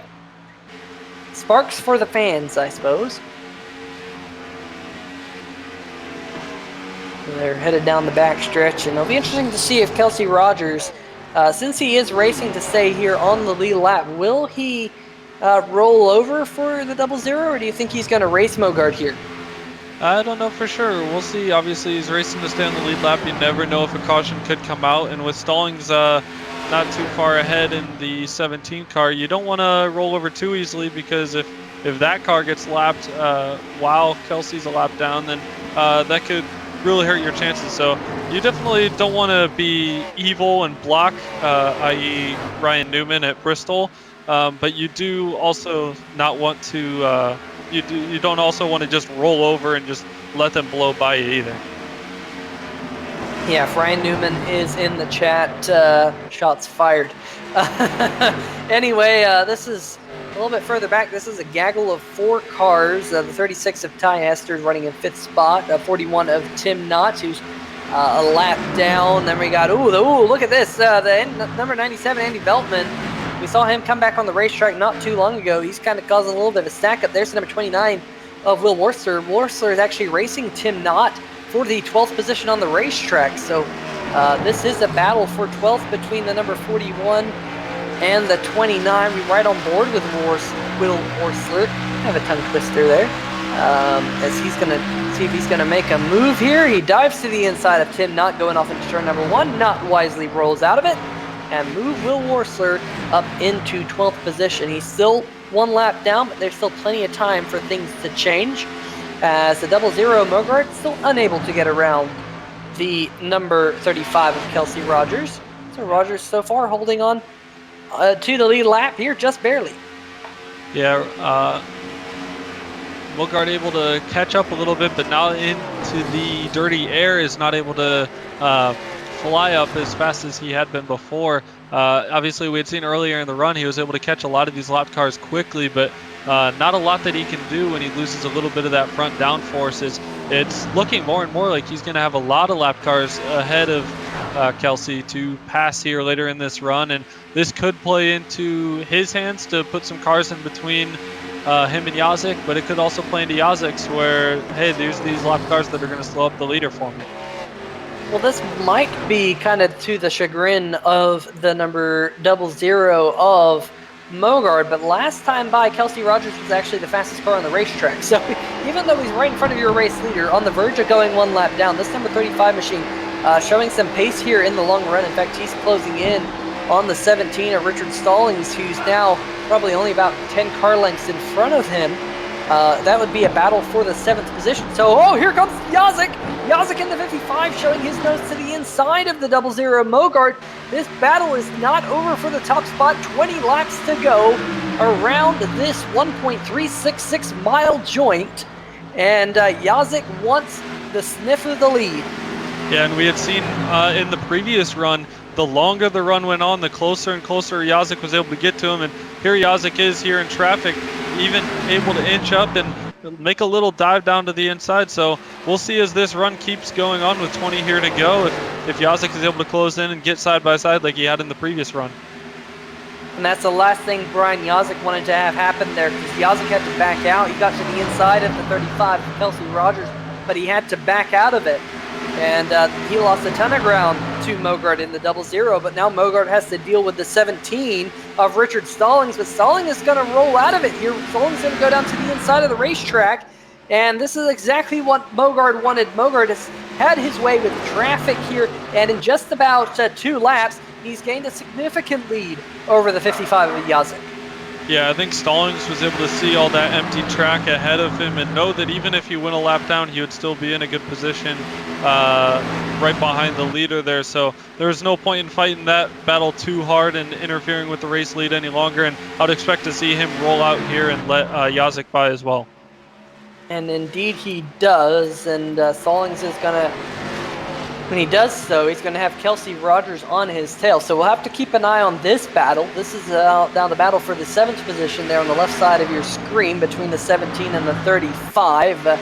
Now both of them find themselves 1 lap down, and it's a race for the lucky dog position. There's your 3rd place driver on the racetrack. That's Mitch Brown. He finds himself 5 seconds ahead of Troy Haight, but unfortunately for him, about 7.8 seconds behind Brian Yazik and 8.6 behind your race leader of Mogard, as the 55 of Yazik smacks the wall coming out of turn number 4. Yeah, Yazik really trying to run hard with only 16 to go here. He's really trying to close in this gap that he had been right there, oh so close, right before all the lap traffic came by, and now he's trying to reel in the leader here, and he also has to do a good job to take care of his car. You don't want to do anything too drastic and wreck yourself out of a good 2nd place finish.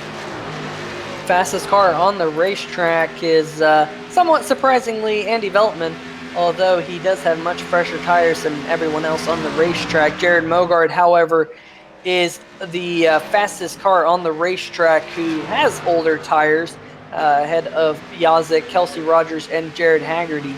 So the 35 of Kelsey Rogers, I'm not quite sure if he will have the time, if he can get around Richard Stallings, which he hasn't yet. Taps the wall. Ooh, I've seen a couple of drivers start to smack the wall. I wonder if tires all of a sudden start to go away, but that has allowed the 00 of Yazik to close right in, or excuse me, Yazik to close right in on the back of the 00. Yeah, Yazik saw Mogard tap the wall there, and Mogard did a great job to be able to save it because it was mid-corner. He got loose, even went down onto the apron a little bit mid-corner and was able to save it and keep that thing going forward. And now we're about back to that half-second gap that it had been the whole race up until the last 10 laps here. So just when you think things might be calming down, they just heat right back up. But that is the name of the game, the track that's too tough to tame here at Darlington Raceway. As Stallings and Rogers there at the top of your screen. Rogers has not yet been able to get around Stallings, and just don't think Rogers would have enough time to track down Jason Stewart. Stewart's in the 6th position. He's about half of a straightaway ahead of the 00 Mogard, and the last thing Mogard wants to see is lap traffic in front of him, because we saw that allowed the 55 to close in quite considerably the first time. But I think, unfortunately for the 00, I think it's only a matter of time until he catches that number 1 machine, because Jason Stewart now only about 5 car lengths in front of Mogard. Yeah, Mogard definitely doesn't want to see this lap traffic, or wants to see it cooperate with him at the least, but you can see here on this onboard, he's got a little bit of right front damage here, so with only 12 to go, it shouldn't hurt him too bad. He has been able to hold that lead the last so many laps, as I feel like almost every driver probably has a little bit of right front damage, but it's not something that you want to see here with this lap traffic, and but he has been able to navigate it pretty well so far, and can hope that this driver can see that maybe letting him by won't hurt my position on track. Yeah, and I don't think it would hurt Jason Stewart if he was to roll over and let these leaders by, as we have 11 laps to go. Here goes Mogard. Mogard's going to dive to the inside. Mogard's going to take that spot, but the one of Jason Stewart's also going to roll over for Brian Yazik, so Yazik's going to get through. Now they catch the slow car of Tim Knott, the 41, and Yazik's going to blow by him as well, as did Mogard. So now the 00 and the 55 have clean track in front of them. They have about half a straightaway to Alan Young, and presumably Alan Young will be the last car that these 2 leaders will have to deal with, because it's a long way up to the back of Ty Hester, who's just now going through turn number 3 and 4. So Ty Hester's about half of a lap ahead of these 2 race leaders. So Alan Young, like I said, will be the last lapper that these 2 leaders will have to face, and Alan Young, he's just going to go down here on the apron, let them by around the outside. Gentlemanly so, definitely a gentlemanly drive out of Alan Young. He currently sits 7 laps down. I think he actually might have just fallen to 8 laps down. We'll have to check that, but Alan Young is running in 15th. He's not the last running car on the racetrack. That would be the 97 of Andy Veltman. In fact, Veltman came off pit road in the 18th position, and he's about 4 laps away from passing the number 43 of Steve Buhala. And he will just do so in time as, oh, a 4 machine right in front of Andy Veltman, hard in the outside wall. And that's the ray gun that our producer has. This time it's a little bit of a suction cup gun, just sucks them into the wall. As Yazik has closed once again right up on the back bumper of Mogard here, going off into turn number 3, trying to use that draft to his advantage, maybe possibly even trying to use that outside wall to his advantage, AJ. I know at tracks like Bristol, that outside wall can help quite considerably, but do you think it helps here at Darlington any? Do you think he can use that to his advantage? Not really sure. I think right now he'll use whatever he can get to his advantage, though. He's gonna try to do whatever he can to catch up. He's been slowly reeling him in here these last few laps as we're winding down here with 6 to go. It's been flying by. These guys have been ripping down laps, and he's going to do whatever he can to try to get up there and make a move for the win. Yeah, and we saw Yazik there use a little bit different line through turns number 3 and 4. He kind of trail braked that 55 and was able to cut it back down to the bottom. We'll see if he does anything similar this time by. He just tried to get some clean air on the nose of that number 55 as we have 5 laps to go. Just over 5 miles here at Darlington. Yeah, 5 to go, and only 5 cars left on the lead lap. That just kind of shows you how fast these front 2 drivers have been, ripping around some fast laps and able to lap a lot of these cars. But it also shows how long these guys have been on this green flag run. You also wonder if fatigue is playing any part of it, as they've had pretty much 2 full green flag runs here, running really hard here at Darlington. Running really, really hard, and a little bit of right front damage to show for it.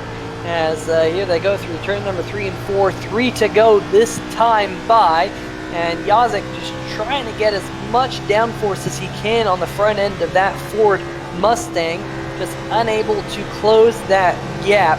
You see, I think he's just struggling with a little bit of aero wash off the nose of that 55, and it looks like he might have smacked the wall there. I think that's indicative of just what I was saying.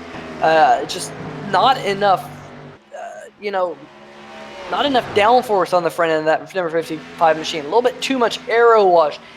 If there was clean air between the two, Yazik might even be faster than Mogard at this point in the run. But Yazik is just unable to do anything, I think, with that much aero wash, as we're now down to 2 laps to go. Mogard showing the way here around Darlington Speedway, trying to get yet another win. He's so far got 3 wins on the Cup Series side of things, trying to get his 4th win this season just on the Cup side, let alone the Premier Series.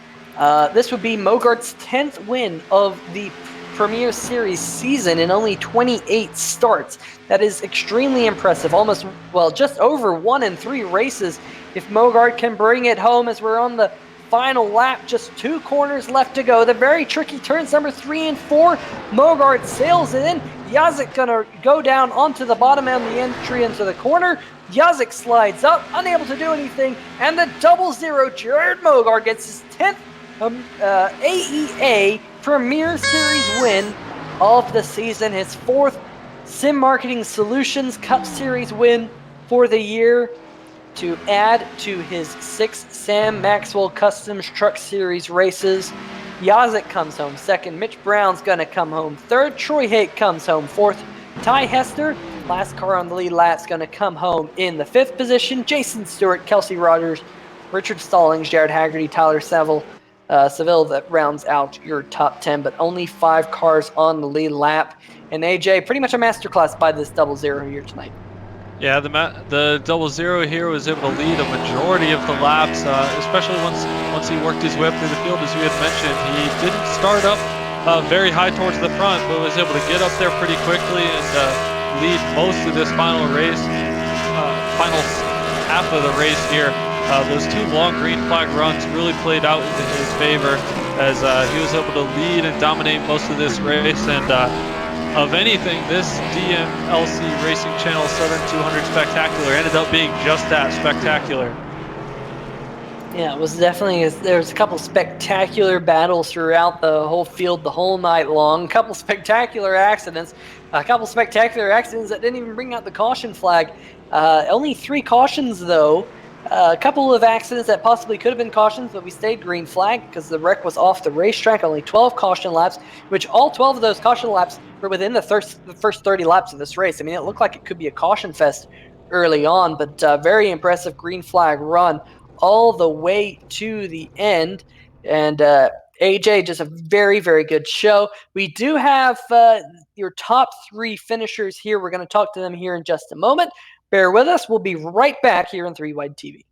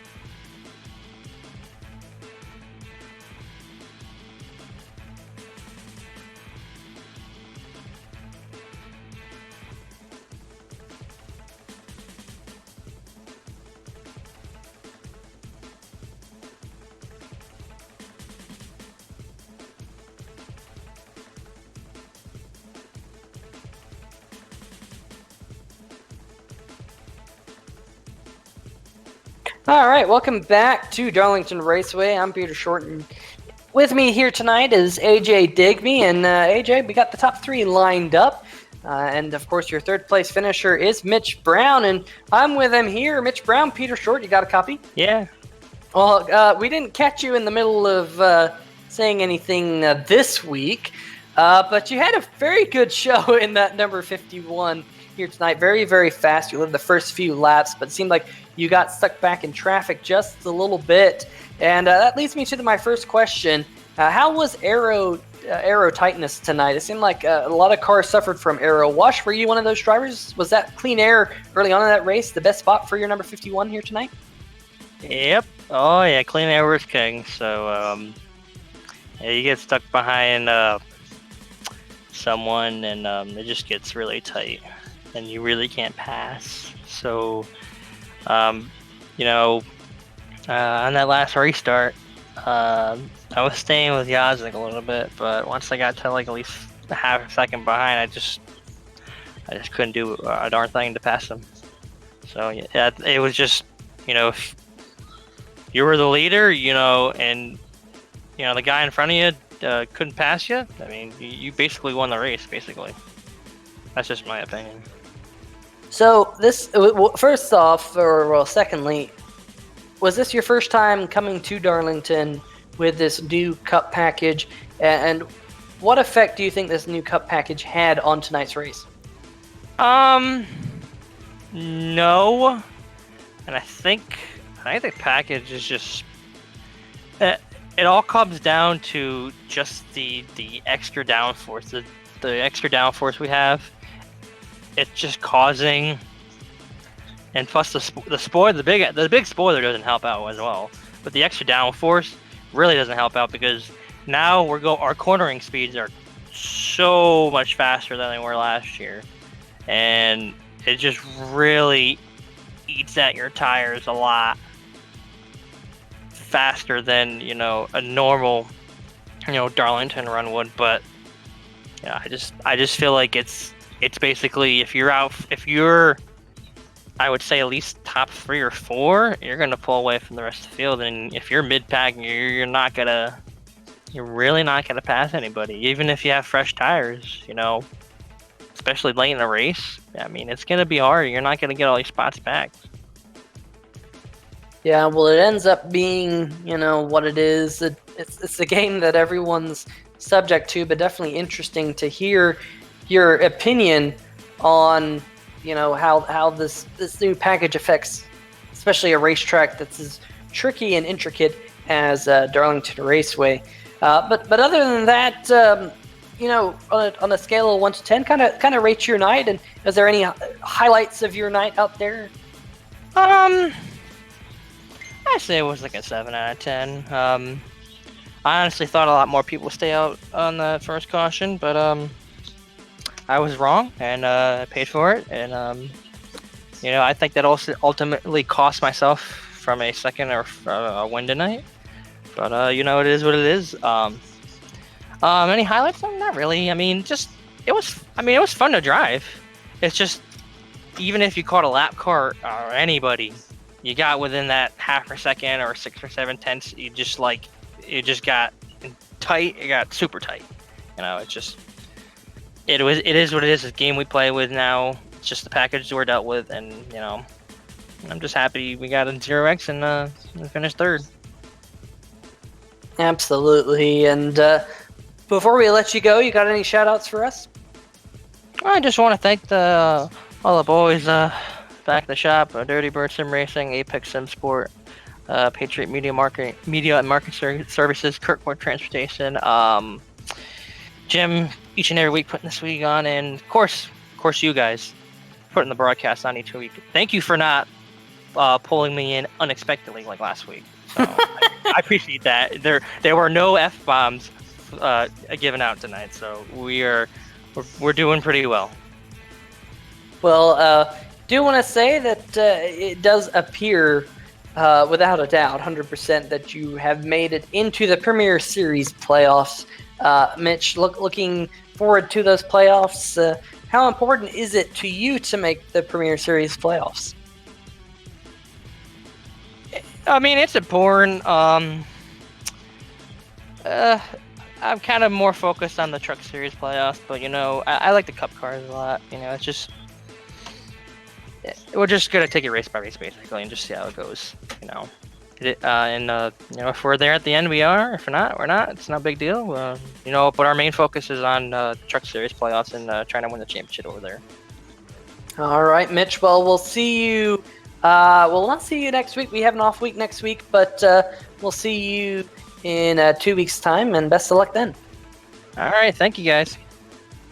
All right. Well, ladies and gentlemen, that is your third place finisher, the 51 of Mitch Brown. I believe that AJ Digby has caught up with the number 55 of Brian Yazik. Hey, Brian Yazik, this is AJ Digby in the 3Y TV booth. You had a pretty good race, came home second tonight. It's your second week in a row. You were second in the Truck Series last weekend, but you had a really good race tonight, was able to pull in with about a half a second of Mogard, and then just couldn't really do anything from there. Yeah, just dirty air. And you'd see it when he would run up on some of the lower or the slower cars. You just get in that dirty air and you can't do anything. It just completely sucks all downforce away from the nose. But we gave it a try and we beat the hell out of the right side of it, really trying. But I don't know, second. Yeah, I did notice you were up along the outside wall a lot. On that green flag pit stop, you had just missed your box. If you think that you hit it right, do you think that could have helped you gain a little bit of track position and possibly even jump Mogard there? Well, possibly. I mean, we it was kind of a chicken match there. Who was going to blink first? And when he pitted, I used every opportunity I could to close off that gap, and we got there thanks to the great braking of HPP simulation. Really able to close that gap up, and had it gone, had we had a good pit stop and gotten out, it could have been a different story. But if ifs and buts were candy and nuts, we'd all have a wonderful Christmas. Well, with this Cup Series package, is this your first time at Darlington in it? And how do you feel about the new Cup package here at Darlington? Yeah, it was my first go-around at Darlington with the new Cup package. It's not bad. I mean, it is what it is. It's just the new package in a nutshell. You're going to get aero tight, and some places you can move around, and try and gain a little bit here and there. But Darlington being, essentially one groove, there's really not much you can do. But it's still not bad. We had, we had fun. Surprisingly out there, it was fun. These longer races, and just wheeling it. I like these longer races, so it's not bad for me. Yeah, 2 very long green flag runs there at the end played into your favor to be able to make a run at the lead there. Ended up second. Have any special shout outs for tonight? Yeah, I mean, beyond, HPP Simulation, Clipping That Apex, Loud Pedal Motorsports, DMLC Racing Channel. It's my buddy Mark Cohn out there. He's amending up a little bit. Had some medical stuff pop up. Nothing super serious. Just keeps him out of the sim for a while. And we got to put the logos on for his YouTube channel on the car, so that was kind of fun to get that out there in this that Phil Parsons throwback. Man, I'm gonna probably finish the season out in that car. That thing's sharp. Yeah, it was definitely a very good-looking car and a very fast car out there tonight. Came away in second place and had a good run. And good luck with your next race. Absolutely, thank you guys. And I believe now is Peter Short has our race winner, Jared Mogard. That I have. I've caught up with the 00 machine of Jared Mogard. And Jared, it's your 10th Premier Series victory of the year. You've got 6 on the Sam Maxwell Customs Truck Series side. You now have 4 on the Sim Marketing Solutions Cup Series side. But an absolutely fantastic race here tonight. You led 100 laps around this joint. Where does this win here at Darlington in the DMLC Racing Channel 200 Spectacular rank against your 9 other wins so far this season? I don't know. It's hard to say. This one's a little bit more special because I think the last couple of years I've given it away, which I about did tonight with like 20 to go in 3 there. I've done that pretty much every race and given it away at that point. But so it's pretty special in that aspect that, we finally were able to get a win here. We've always ran good here, but we've always struggled on long runs and then making stupid mistakes at the end like we did tonight again. But we were able to hang on tonight, so pretty special to get it done here. Now, also, to add to tonight's victory, you go into the Premier Points playoffs as the points leader. You now have 10 races left to determine who will be the Premier Series champion. You coming in tonight as the number 1 seed. How important is it to jump in as the number 1 seed? Of course, the next race is Vegas on the Truck Series side, and you not being at Vegas is going to put you in a hole for Richmond and the other Vegas race on the Cup Series side of things. So how important is it to go in as the number 1 seed and get as many playoff points as you've gotten? Yeah, I think with the playoff points, I think that's 30 playoff points. So we're going to have a 30-point lead, roughly, over some of the other guys. So that's pretty much a whole race advantage. So it kind of cancels out. So, winning here and getting the 3 points was one of the goals. For that reason, we were sitting pretty good 9, but 10 makes it look better too. So, we just, like I said, I knew, the next race that we're at that I wasn't going to be there from the beginning of the year.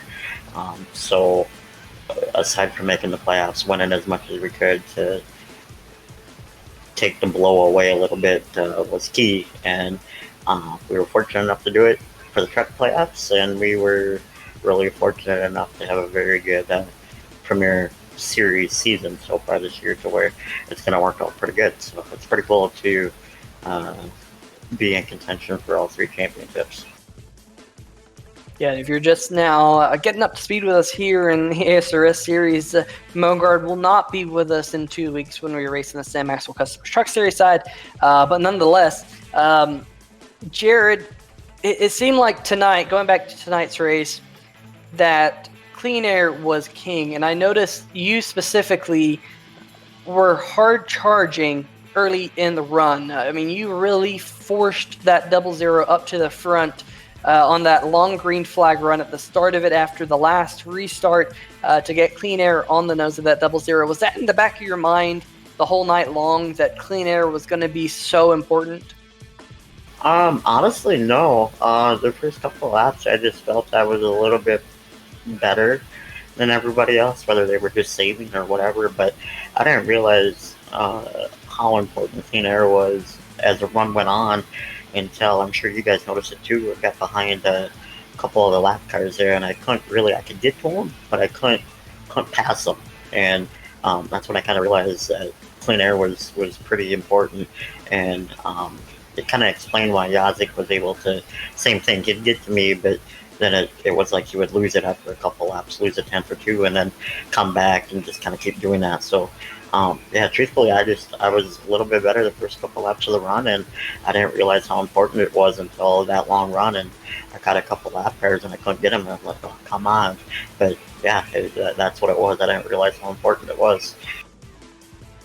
Well, definitely use that clean air to full advantage tonight, leading 100 laps around this place. Before we let you go, Jared, you got some shout-outs for us? Yeah, Buffalo Bar Grill in Greenwood, South Carolina. I buy power computers, Twitchy race reports, and all the guys on MOSRN. We're really rolling as a team. We just got to keep it going. And then thank Jim and Sam for sponsoring and putting in the lead. Got to thank Jim for setting up that server again after it was messed up on the first one. And then you guys for the broadcast and all fans for tuning in. And we'll see you guys, I guess, in 3 weeks. That we will, and I'm definitely looking forward to it in just a couple weeks' time once you hit the road with us once again. But enjoy a couple weeks away from the sim, and we'll see you in 3 weeks. Sounds good, guys. Appreciate it. Thank you. All right, well, that is your race winner, Jared Mogard, driver for the number 000, getting his 10th win on the season here in the American Sim Racing Series. And AJ, it's been a fantastic show here tonight, but why don't you lead us through your final race results? Yeah, so here at Darlington Raceway, we had Jared Mogard as your race winner. Brian Yazik, oh so close, half a second behind in second place.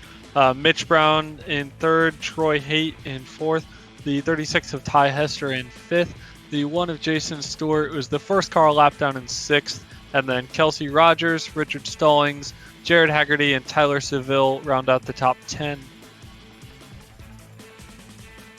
In the 11th position, we find the number 29 of Will Worsler. 12th position, Jimmy McKee. Tim Knott comes home 13th, first car 2 laps down. Jim Foose brings the 42 machine in the 14th position. Yabba Dabba Doo, not quite the night he was hoping for. Alan Young comes home in the 24 machine, 7 laps down. He fought all night long in that number 24 machine. Give him an award for persevering. The number 4 of J.R. Bash finishes 16th, 17 laps down. Andy Veltman returned to the racetrack after a very lengthy pit stop to gain 1 spot. Once he came back on the racetrack, finishing 17th. Steve Buhala comes home 18th. Bryce Whitson showed a lot of pace in that 88 machine, but unfortunately got involved in an accident. Comes home 19th. Jack Wells similarly comes home 20th. And then in the 21st position, we find Doug Mullins, 22nd Alex Giese, 23rd Gary Whitson, 24th Edward Bray, and Clarence Bonner and Sam Maxwell. Neither of those 2 drivers started. So a very entertaining race here tonight. AJ, any final thoughts? No, it was definitely a very entertaining race. As we had mentioned earlier, this DMLC Racing Channel Southern 200 Spectacular was very spectacular in every single way. The wrecks, the long green flag runs, the finish, very spectacular in every single way of the word, and an awesome night race here at Darlington tonight. And I was very thankful to be able to be a part of this broadcast. I hope you viewers enjoyed it, and Peter and Carlos, thank you guys for having me on as well. Yeah, and we do want to give mention to Tanner Sharp. Of course, Tanner Sharp has been joining us here in the booth here for the ASRS season, and Tanner is going to be having some surgery here coming up quite soon. He's already had his pre-op. All of us here at 3Wide TV wish Tanner a speedy recovery. I do think it's going to take him out of the sim for a brief period of time, but hopefully we can see Tanner Sharp back here in the 3-Wide TV booth sooner rather than later. Tanner, we're all thinking of you as you go through into the surgery next week, and we hope to see you soon. But before we let you go, I do want to give some shout-outs here on 3-Wide TV. I want to give a shout-out to SimTV for this graphics package. And how awesome was that retro look that we had early on in the race? That's a pretty awesome package. Pretty cool look around this place to coincide with this 200-mile retro scheme. Carlos Acosta threw some of that together.